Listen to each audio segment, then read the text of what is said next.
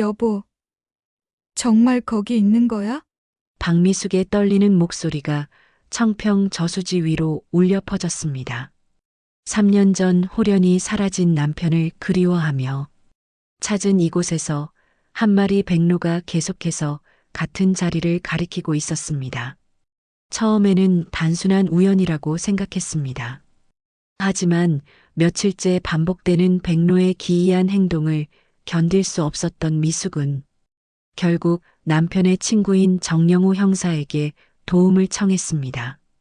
미수가 정말 이상하긴 하네. 한번 확인해보자. 평소 미숙의 사정을 잘 알고 있던 영호는 그녀의 부탁을 외면할 수 없었습니다. 백로가 가리키는 지점에 대한 수중 수색을 요청했고 몇 시간 후 충격적인 소식이 전해졌습니다. 미수가 차량이 발견됐어. 영호의 무거운 목소리에 미숙의 온몸이 떨렸습니다. 수중에서 서서히 인양되는 차량의 번호판을 확인하는 순간 그녀의 세상이 완전히 뒤바뀌었습니다. 남편 태수의 차량 번호와 일치했던 것입니다. 미숙의 절규가 저수지 전체를 울렸습니다. 3년간 남편이 어디로 갔는지 알지 못한 채 그리워하며 살아온 모든 시간들이 한순간에 현실로 다가왔습니다. 과연 남편에게 무슨 일이 있었던 걸까요? 그리고 백로는 어떻게 그 자리를 알고 있었던 걸까요? 이 모든 미스터리의 시작점으로 돌아가 보겠습니다. 2024년 10월 15일 가을바람이 쌀쌀하게 불어오는 아침이었습니다. 박미숙은 작은 꽃다발을 들고 청평 저수지로 향하는 버스에 몸을 맡겼습니다. 창밖으로 스쳐 지나가는 단풍들이 아름다웠지만 그녀의 마음속은 여전히 3년 전 그날의 아픔으로 가득했습니다. 어머니, 오늘도 아들이 언제 오냐고 물으실 텐데. 미숙은 한숨을 내쉬며 핸드폰 속 시어머니 이순자의 사진을 바라보았습니다.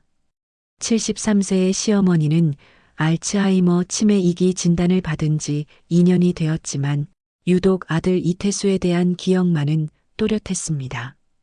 매일 아침이면 어김없이 우리 아들 언제 와? 라고 물으며 미숙의 가슴을 후벼 파곤 했습니다. 청평 저수지에 도착한 미숙은 남편이 자주 낚시하던 그 자리로 천천히 걸어갔습니다.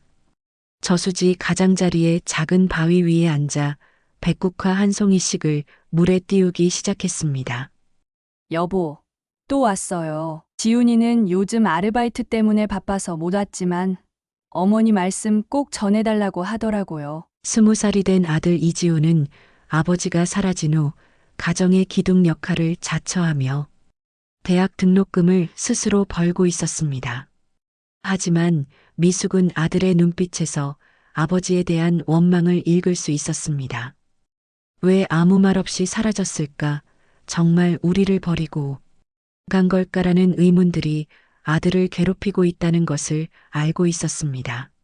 지훈이도 이제 어른이 다 됐어요. 당신 닮아서 의젓하긴 한데 가끔 혼자 울고 있을 때가 있어요. 당신이 왜 떠났는지 이유라도 알려주면 안 될까요? 미숙의 목소리가 점점 작아졌습니다.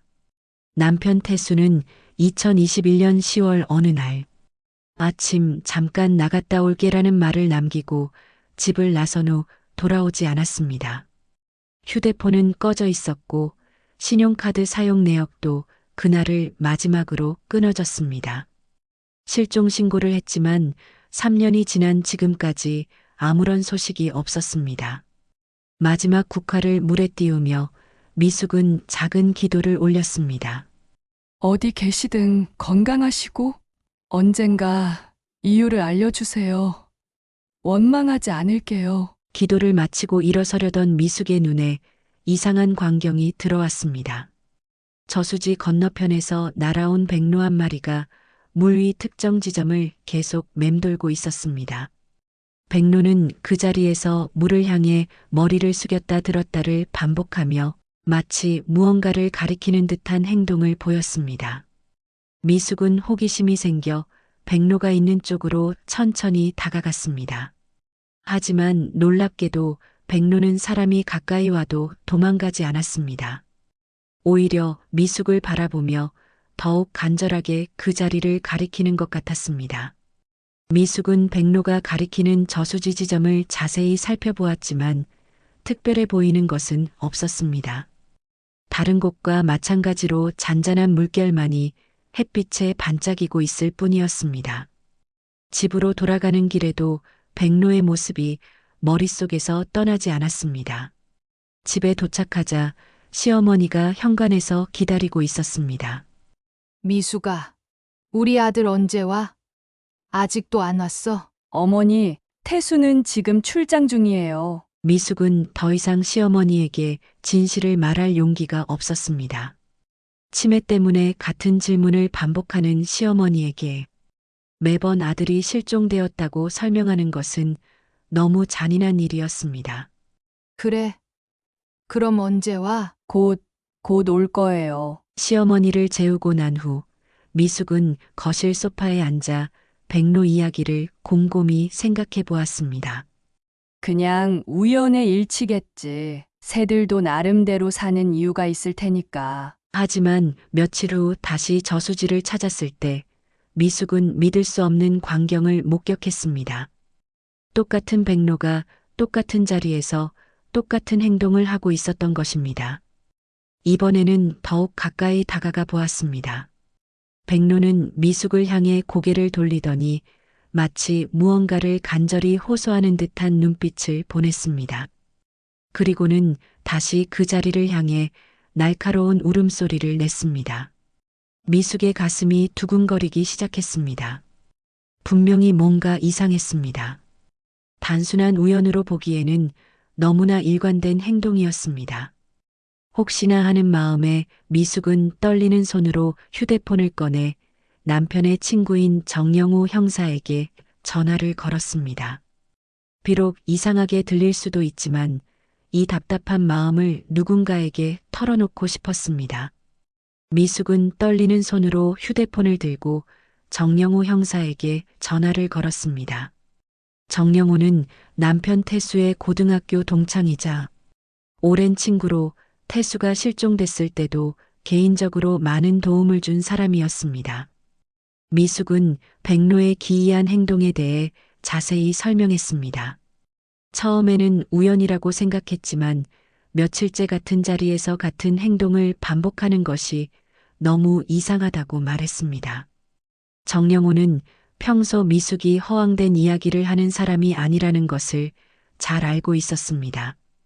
게다가 태수의 실종 사건도 아직 미해결 상태였기 때문에 그녀의 요청을 무시할 수 없었습니다. 다음 날 아침 수중 수색팀과 함께 청평 저수지로 향하기로 약속했습니다. 다음 날 아침 8시 정영호는 수중 수색팀과 함께 청평 저수지에 도착했습니다. 미숙은 이미 그곳에서 기다리고 있었고 놀랍게도 백로도 어김없이 그 자리에 있었습니다. 백로는 사람들이 몰려와도 전혀 놀라지 않고 오히려 더욱 적극적으로 물속 특정 지점을 가리키고 있었습니다. 수색팀장도 백로의 행동을 보며 신기해했습니다. 오랜 수색 경험을 가진 그도 이런 경우는 처음 보는 일이었습니다. 정영호는 수색팀에게 백로가 가리키는 지점을 중심으로 수중 수색을 실시하라고 지시했습니다. 다이버 2명이 장비를 점검하고 물속으로 들어갔습니다. 수심이 생각보다 깊어서 8m 정도 되었지만 물이 비교적 맑아 시야는 나쁘지 않았습니다.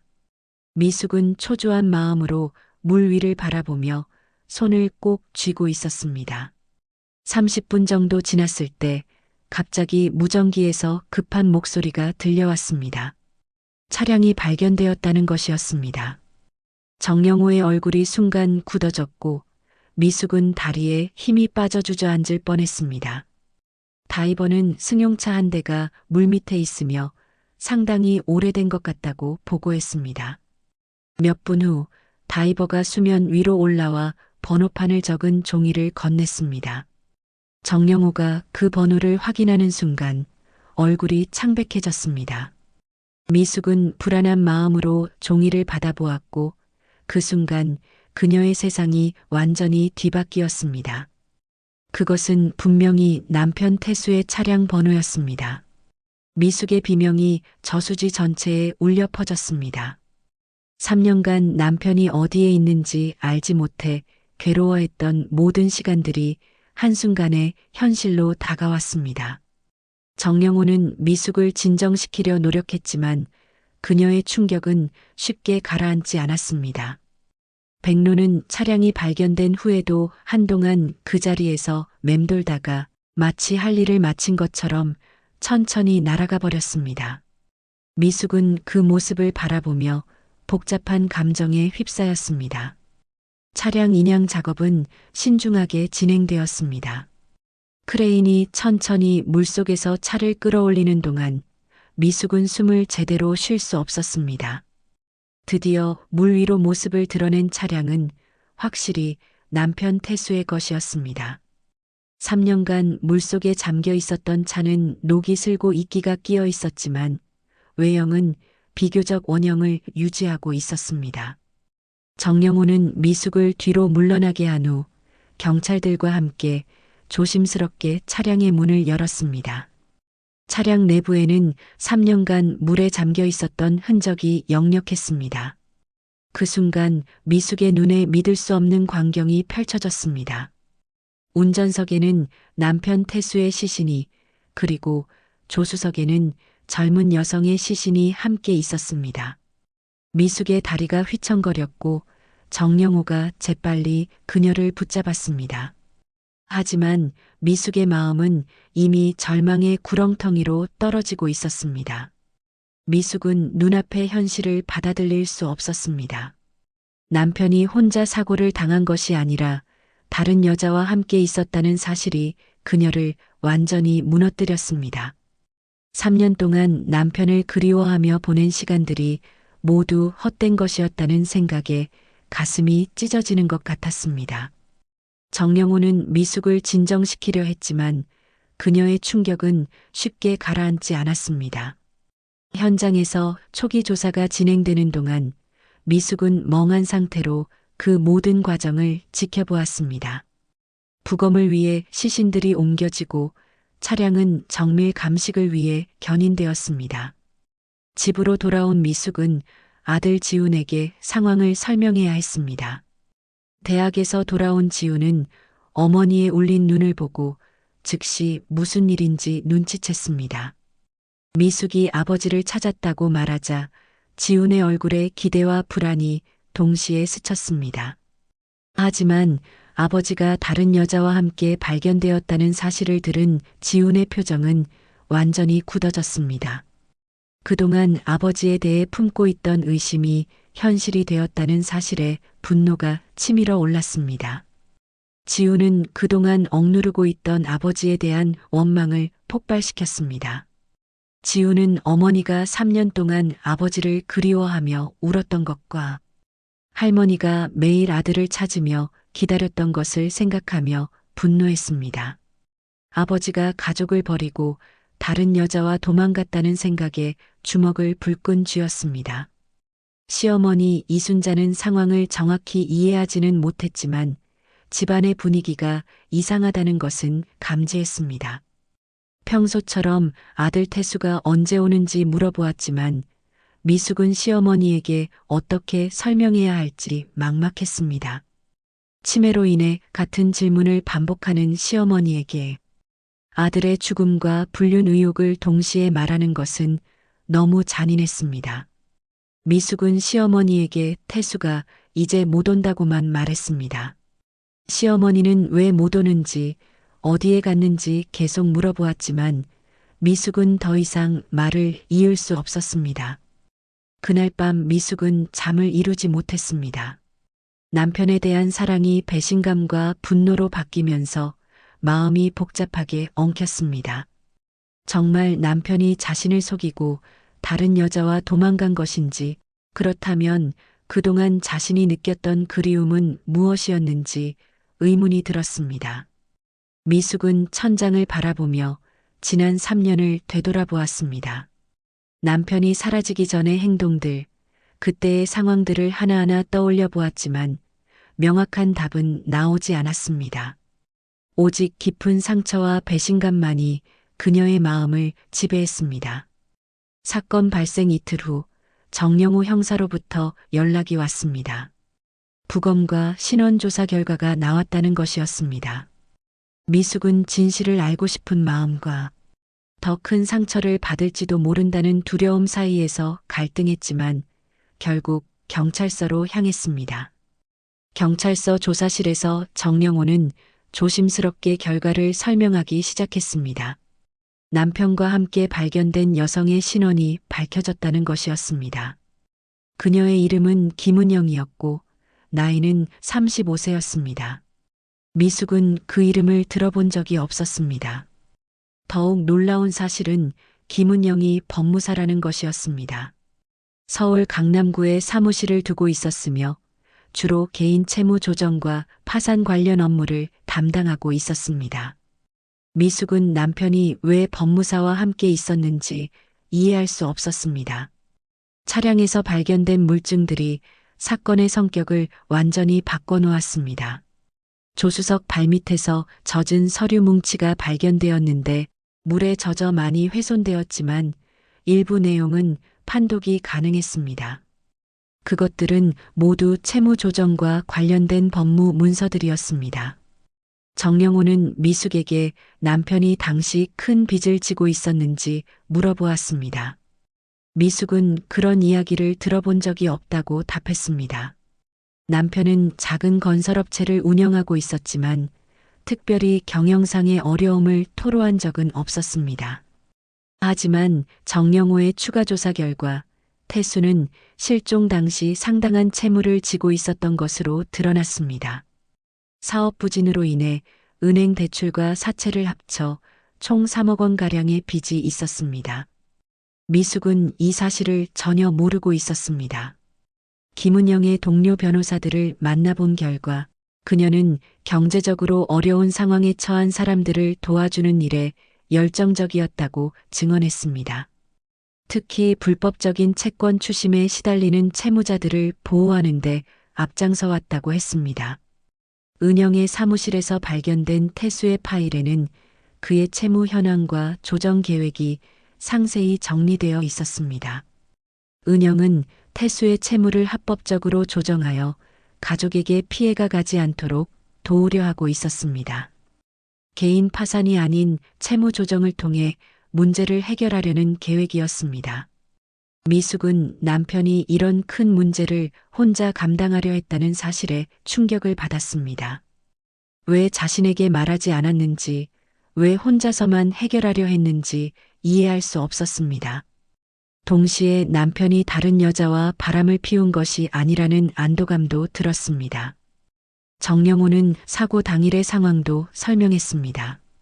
차량의 브레이크 흔적과 충돌 각도를 분석한 결과 운전 미숙이나 고의적인 사고가 아닌 급작스러운 상황에서 발생한 사고로 추정된다고 했습니다.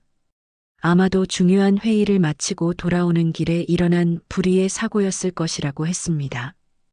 미숙은 집으로 돌아가는 길에 복잡한 감정에 휩싸였습니다.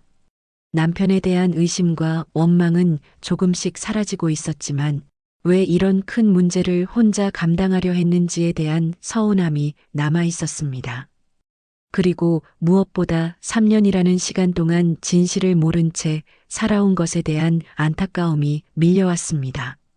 며칠 후 정영호로부터 다시 연락이 왔습니다. 태수의 휴대폰에서 복구된 데이터가 있다는 것이었습니다. 3년간 물속에 있었지만 전문 업체의 도움으로 일부 파일들을 복구할 수 있었다고 했습니다. 미숙은 다시 경찰서를 찾았습니다. 정영호는 복구된 파일들을 하나씩 보여주었습니다. 먼저 태수가 사고 당일 아침에 녹음한 음성 파일이 있었습니다. 미숙은 떨리는 마음으로 그 파일을 들었습니다. 녹음된 태수의 목소리가 스피커를 통해 흘러나왔습니다. 그는 미숙에게 하고 싶은 말을 담담하게 이야기하고 있었습니다. 사업이 어려워져서 큰 빚을 지게 되었지만 가족에게는 걱정을 끼치고 싶지 않아서 혼자 해결하려 했다고 말했습니다. 태수는 김은영 법무사를 통해 채무 조정 절차를 밟고 있으며 곧 모든 문제가 해결될 것이라고 했습니다. 채권자들과의 최종 합의가 이루어지면 가족에게 모든 것을 털어놓고 새롭게 시작하고 싶다고 했습니다. 미숙에게 조금만 더 기다려달라고 간절히 부탁하는 목소리였습니다. 녹음 파일을 들은 미숙은 눈물을 참을 수 없었습니다. 남편이 가족을 지키기 위해 얼마나 힘들게 혼자 감당하고 있었는지 알 수 있었습니다. 자신에게 걱정을 끼치지 않으려는 태수의 마음이 절절하게 전해졌습니다. 휴대폰에서는 김은영과 주고받은 문자 메시지들도 발견되었습니다. 대부분이 채무 조정 진행 상황에 대한 내용이었습니다. 은영은 태수에게 희망을 잃지 말라고 격려하며 반드시 좋은 결과를 만들어내겠다고 약속하고 있었습니다. 특히 사고 당일 오전에 주고받은 마지막 메시지가 인상적이었습니다. 은영은 태수에게 오늘 회의에서 좋은 소식을 가져다 주겠다고 했고, 태수는 가족들에게 빨리 좋은 소식을 전하고 싶다고 답했습니다. 차량에서 발견된 또 다른 중요한 증거는 태수가 미숙에게 쓴 편지였습니다. 물에 젖어 일부가 훼손되었지만 대부분의 내용은 읽을 수 있었습니다. 편지에는 태수의 진심이 고스란히 담겨 있었습니다. 편지에서 태수는 자신이 사업 실패로 인해 가족에게 큰 짐이 되었다고 자책하고 있었습니다. 하지만 포기하지 않고 끝까지 책임을 지겠다고 다짐하고 있었습니다. 은영 법무사의 도움으로 채무 문제를 해결하면 가족들과 함께 새로운 삶을 시작하고 싶다고 적혀 있었습니다. 특히 편지의 마지막 부분은 미숙의 마음을 울렸습니다. 태수는 미숙이 자신 때문에 고생하는 것을 보는 것이 가장 괴롭다고 했습니다. 하지만 곧 모든 것이 해결되면 다시 행복한 가정을 만들어가겠다고 약속했습니다. 미숙을 사랑한다는 말로 편지를 마무리하고 있었습니다. 정영호는 사고 당일의 상황도 더 자세히 설명했습니다. 태수와 은영은 그날 오전 채권자들과의 최종 협상 회의에 참석했습니다. 회의 결과 채무 조정에 대한 기본 합의가 이루어졌고 태수의 채무 문제가 해결될 가능성이 높아졌습니다. 하지만 돌아오는 길에 갑작스러운 사고가 발생했습니다. 다른 차량에 끼어들기를 피하려다 핸들을 급하게 꺾으면서 차량이 저수지로 빠진 것으로 추정됩니다. 두 사람 모두 안전벨트를 착용하고 있었지만 물에 빠진 충격으로 의식을 잃은 것 같다고 했습니다. 미숙은 모든 진실을 알게 된 후 복잡한 감정에 휩싸였습니다. 남편이 자신을 속이고 도망간 것이 아니라 오히려 가족을 지키기 위해 끝까지 노력했다는 것을 알게 되었습니다. 3년간 품고 있던 원망과 의심이 깊은 사랑과 고마움으로 바뀌기 시작했습니다. 동시에 남편이 그런 큰 고민을 혼자 감당하면서 얼마나 힘들었을지 생각하니 마음이 아팠습니다. 만약 자신에게 털어놓았다면 함께 해결책을 찾을 수 있었을 텐데 하는 아쉬움도 들었습니다. 하지만 그것도 가족을 사랑하는 태수만의 방식이었다는 것을 이해할 수 있었습니다. 모든 진실을 알게 된 미숙은 집으로 돌아와 아들 지훈을 불러앉혔습니다. 지훈은 며칠째 아버지에 대한 분노를 사귀지 못하고 있었습니다. 대학 수업도 빠지고 아르바이트도 나가지 않은 채 방에만 틀어박혀 있었습니다. 미숙은 경찰서에서 들은 모든 이야기를 지훈에게 차근차근 설명했습니다. 아버지가 다른 여자와 바람을 피운 것이 아니라 가족을 지키기 위해 채무 문제를 해결하려 했다는 것을 말했습니다. 김은영 법무사는 아버지를 도와주려던 고마운 사람이었다는 것도 설명했습니다. 지훈은 처음에는 믿기 어렵다는 표정이었습니다. 하지만 아버지가 남긴 음성 녹음과 편지 내용을 들려주자 점차 표정이 변했습니다. 특히 아버지가 가족들에게 걱정을 끼치고 싶지 않아서 혼자 모든 것을 감당하려 했다는 부분에서 지훈의 눈에 눈물이 맺혔습니다. 지훈은 자신이 그동안 아버지를 오해하고 원망했다는 사실에 깊은 죄책감을 느꼈습니다. 아버지가 가족을 버리고 도망간 것이 아니라 끝까지 가족을 생각하며 책임을 지려 했다는 것을 알게 되자 가슴이 먹먹했습니다. 그동안 아버지에 대해 품었던 분노가 그리움과 사랑으로 바뀌기 시작했습니다. 시어머니 이순자에게는 상황을 설명하는 것이 더욱 어려웠습니다. 치매로 인해 복잡한 내용을 이해하기 힘들었지만 미숙은 최대한 쉽게 설명하려 노력했습니다. 아들 태수가 가족을 위해 열심히 일하다가 사고를 당했다고 말했습니다. 놀랍게도 시어머니는 아들의 죽음을 받아들이는 것보다 아들이 착한 사람이었다는 것을 강조했습니다. 치매 중에도 아들에 대한 사랑과 자랑스러움은 여전했습니다. 시어머니는 미숙의 손을 잡고 아들이 가족을 많이 사랑했다고 말하며 위로했습니다. 며칠 후 미숙은 김은영의 장례식장을 찾았습니다. 은영의 가족들은 미숙을 따뜻하게 맞아주었습니다. 은영의 어머니는 딸이 태수 씨를 도와주려고 열심히 노력했다고 말하며 함께 사고를 당한 것이 안타깝다고 했습니다. 은영의 동료 변호사들도 그녀가 얼마나 성실하고 착한 사람이었는지 이야기해 주었습니다. 경제적으로 어려운 사람들을 돕는 일에 보람을 느꼈고 태수의 경우도 반드시 좋은 결과를 만들어내겠다고 다짐하고 있었다고 했습니다. 미숙은 은영에게 깊은 감사의 마음을 표했습니다. 정영호 형사는 태수의 채무 문제가 실제로 어떻게 해결되었는지도 알려주었습니다. 은영이 마련한 채무 조정 계획이 채권자들에게 받아들여져서 태수의 채무는 상당 부분 감면되었습니다. 남은 채무도 장기 분할 상환으로 조정되어 가족들이 감당할 수 있는 수준이었습니다. 미숙은 남편이 정말로 가족을 위해 최선을 다했다는 것을 확신하게 되었습니다. 3년간 품고 있던 원망과 의심이 완전히 사라지고 대신 남편에 대한 깊은 사랑과 고마움이 마음을 채웠습니다.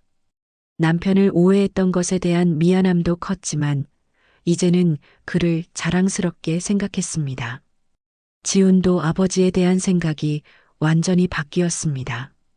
가족을 버리고 도망간 무책임한 아버지가 아니라 끝까지 가족을 지키려 했던 위대한 아버지였다는 것을 깨달았습니다.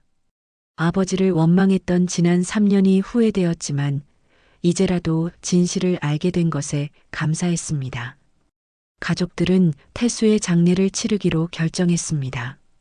비록 늦었지만 제대로 된 장례식을 통해 그를 떠나보내고 싶었습니다. 김은영의 가족들도 함께 추모하겠다고 했습니다. 두 사람이 함께 좋은 일을 하려다가 사고를 당한 만큼 함께 기리는 것이 좋겠다고 생각했습니다.